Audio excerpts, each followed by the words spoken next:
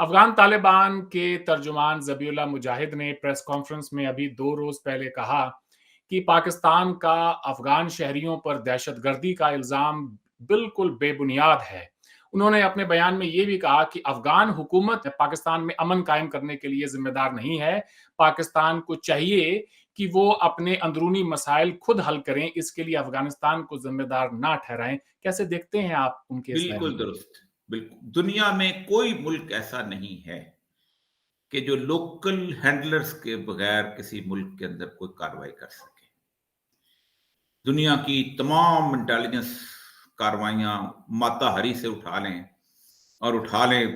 اس زمانے میں MI6 اور MI4، آپ مجھے بتائیے لارنس آف عربیہ جو ہے مر جاتا اگر اس کو شریف مکہ نہ ملتا، اگر اس کو سعودیز نہ ملتے، کیا کر لیتا؟ کچھ کر سکتا تھا؟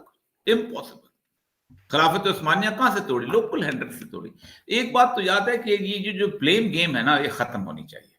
کبھی ہم اس کو کر دیتے ہیں، کبھی آپ اپنے آپ کو دیکھیں۔ سب سے بڑی بات ہے کہ پاکستان کے اندر یہ جو سارا قرضہ سسٹم ہے، اب یہ مجھے ڈر اس بات کا میں سمجھاتا ہوں، یہ بلو اپ نہ کر دے۔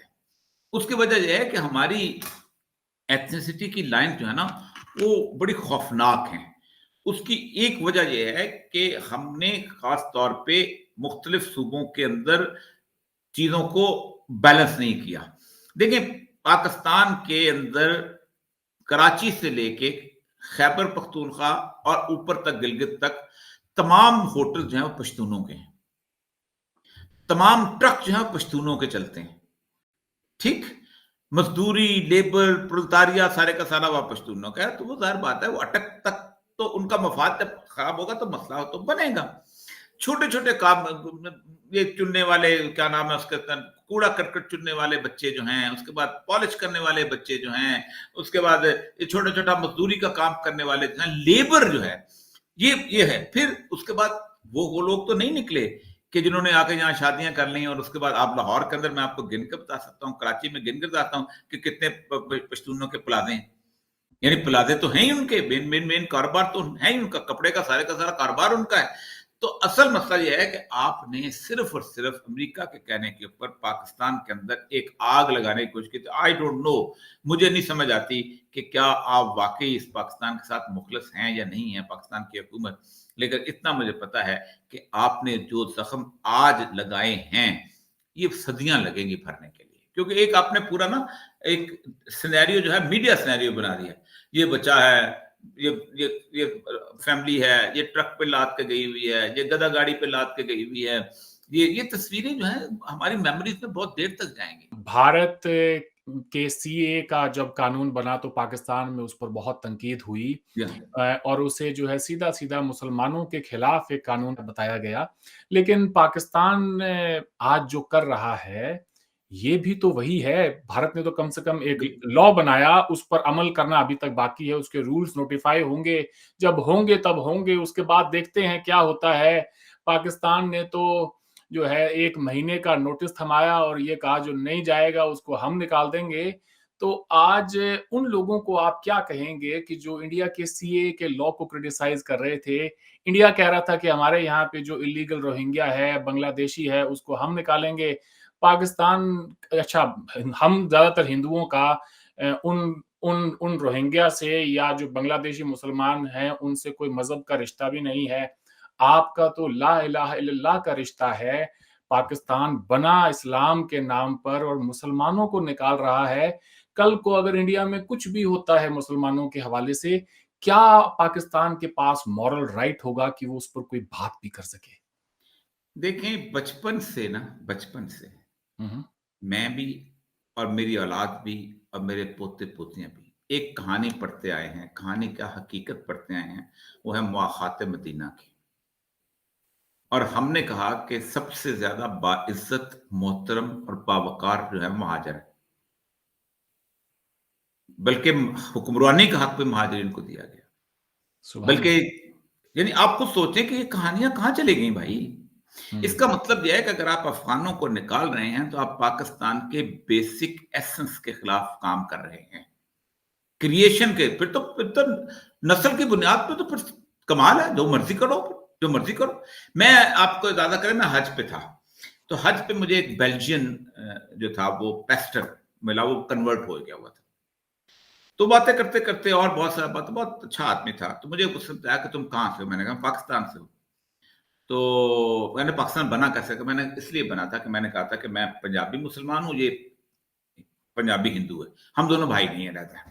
تو اس نے ایک فکرہ بولا, کہتا ہے mister Orya then I am a natural citizen of your country. بالکل مجھے یاد ہے یہ بات. I am a natural citizen of your country.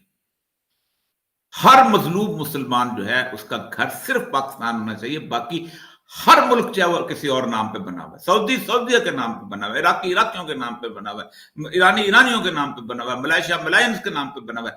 میں نے کہا تھا کہ نہیں, میں محمد حسین چیمہ ہوں, یہ ارجن داس چیمہ ہے, دونوں بھائی نہیں ہیں. میں نے کہا تھا کہ میں محمد حسین انڑ ہوں اور یہ جناب گردن داس انڑ ہے, ہم بھائی نہیں ہیں. ہم نے کہا تھا نا. تو Pakistan is natural home of any refugee Muslim. آپ کا بیسک ایسنس کے خلاف ہے.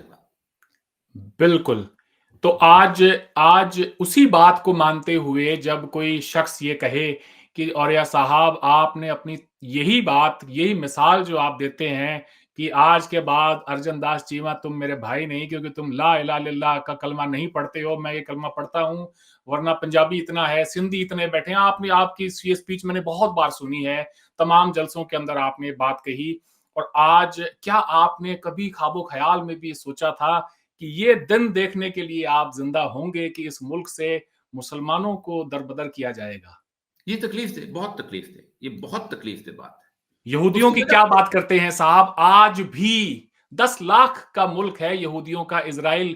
آج بھی وہ یہ کہتے ہیں کہ اگر آپ یہودی ہیں, دنیا میں کہیں پر بھی ہیں, یہ آپ کا نیچرل ہوم لینڈ ہے, آپ یہاں کبھی بھی آ سکتے ہیں.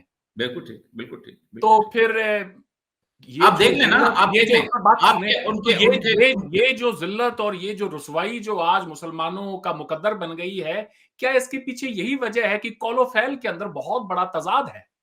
جی میں اسی کا تو رونا رو رہا ہوں. اور اسی لیے میں آپ دیکھیں کہ انہوں نے, آپ ذرا سا ان کی کنٹری آف اوریجن دیکھیں اسرائیل کے. دنیا کا کوئی خطہ ہے جہاں سے لوگ وہاں نہیں گئے؟ بے شک. یعنی ان دا بگننگ جس وقت وہ کینسٹ بنی ہے تو تل ابیب شہر ایسے لگتا تھا جیسے روس کا کوئی علاقہ ہے, اتنی رشین بولی جاتی. یدش جو تھی وہ روس, ایسے لگتا تھا سارا روس آ گیا اس علاقے کے اندر. پھر افریقن وہاں آئے, انگلینڈ کے لوگ وہاں آئے, فرانس کے لوگ وہاں آئے, کوئی فرینچ بولتا تھا. پھر انہوں نے ایک ڈیڈ لینگویج ہیبریو, وہ ڈیڈ لینگویج جو حضرت عیسیٰ کے زمانے میں بھی نہیں بولی جاتی تھی, اس کو زندہ کیا. آپ کو پتہ ہے کہ جیسے 1911 کے اندر روتشیلڈ پہلی دفعہ وہ لے کے پہنچا 60 لوگوں کو, تو اس نے 3 کام کیے تھے. ایک تو 60 پلاٹ الاٹ کیے تھے, پلاٹ بہت ضروری ہوتا ہے گھر بنانے کے لیے. تو ایک تو پلاٹ الاٹ کیے, اس کے بعد دوسرا اس نے کہا کہ یہ یہاں پر ایک سیناگوگ بنے گا, اور تیسرا اس نے کہا تھا لینگویج انسٹیٹیوٹ آف ہیبریو. ہم تو اردو یہاں نافذ نہیں کر سکے, ہم کیا بات کرتے ہیں, چھوڑیں.